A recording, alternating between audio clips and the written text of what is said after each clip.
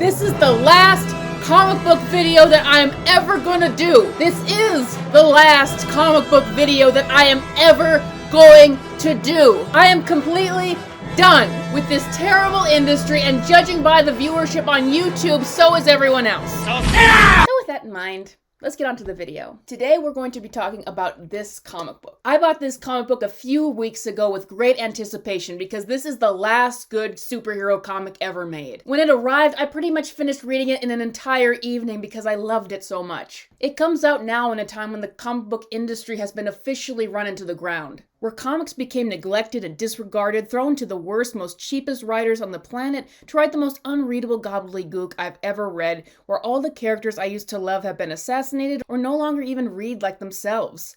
Enter Batman and Joker, the deadly duo, and the worst thing I can say about this comic is the title. It's not very imaginative and doesn't really draw a person into reading the book. It's the story's contents that matter, though. It's actually kind of a miracle that this book got released at all. The only reason it exists is because writer-artist Marc Silvestri started working on it over 10 years ago and was only able to release it now. So it quite literally is a project of a bygone era. You can see obvious signs of that from some of the outfits that the characters are wearing, and also because there's actually good writing and art here, and the characters are actually written in character. The tone of the comic is most close to the Batman Arkham video games, which were coming out when this was first being written. So basically a darker version of Batman the Animated Series.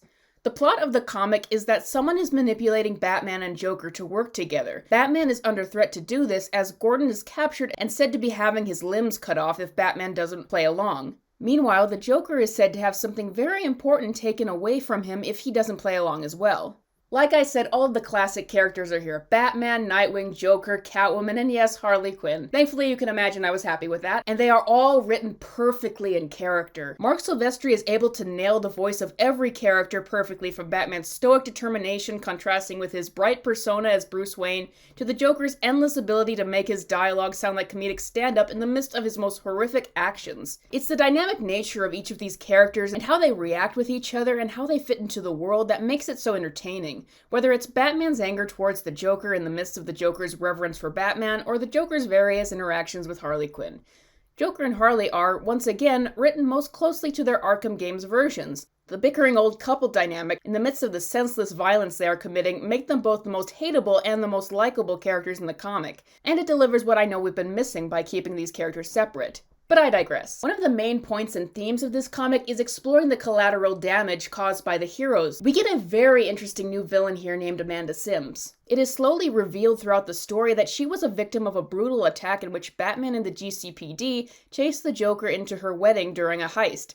Amanda Sims was killed during the ordeal, but thanks to the experimentation by her father, was brought back to life as an all-knowing, almost all-powerful being who thinks she knows the true answer in keeping peace in the city. She interestingly blames Batman for her demise more than anyone else, because she, in her all-powerful state of gathering information, knows who he really is. She knows that Bruce Wayne, the true identity behind Batman of course, has been funneling his money into funds to help repair the damage caused by Batman. Thus the story explores who the real heroes and villains of Gotham are. It challenges our main protagonist on his limitations, who he is really able to save, and his hypocrisies in the midst of his mission. It's a pretty dark story, and there's lots of violence and a lot of beheadings in the midst of Amanda Sims enacting her revenge in the way she sees fit. She's a really terrifying and powerful, yet three-dimensional villain that I really wouldn't mind seeing show up elsewhere. However, what makes this an authentically good Batman comic, in addition to the fast pace and the entertaining character dynamics, and the questions it poses about the characters in the world, is the heroism that it shows in the midst of it. Moments like Gordon willing to sacrifice himself getting chopped to pieces if it means saving a family, or Batman's continued drive to try to save everyone, even if he truly can't,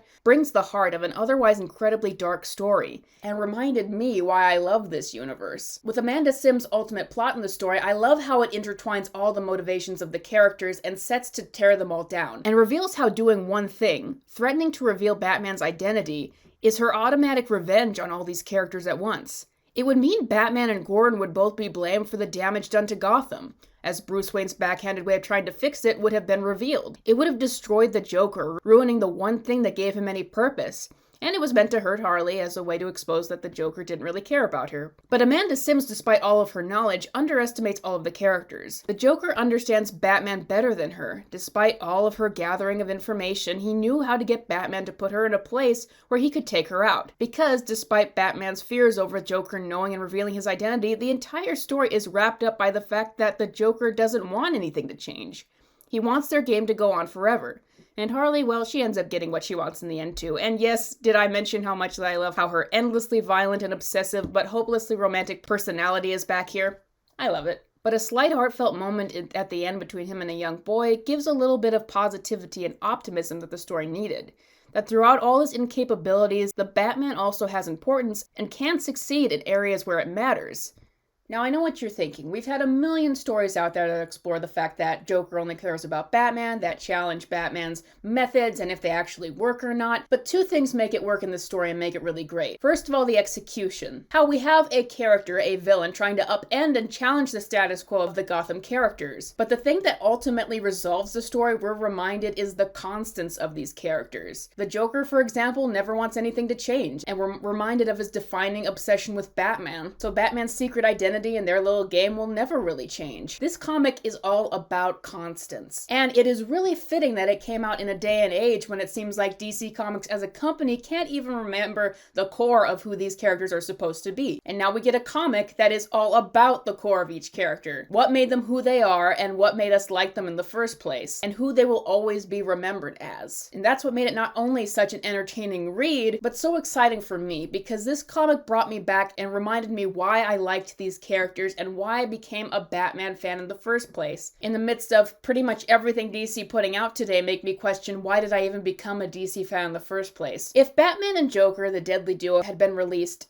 20 years ago or even 10 years ago when it was initially greenlit, I don't know if it would be considered the greatest Batman comic of all time or anything, because it doesn't really remake the wheel or say anything new and shocking about the universe. But the reason why it's one of my favorites is it just takes the core of what made this universe work and put it on display. I would give this comic probably a 10 out of 10, and there's a bit of violence in it, so I wouldn't say that it's for kids, but if you're an adult, it's the perfect comic to read. And then never read anything modern from DC again. With that, we are done. I am not doing any more comic book videos on this channel. As far as I'm concerned, all of that is done. Put the comic book industry to the side and move forward with other movie reviews. Thank you, patrons. Thank you, everybody who supports this channel. And I'll have new videos out very soon. Bye!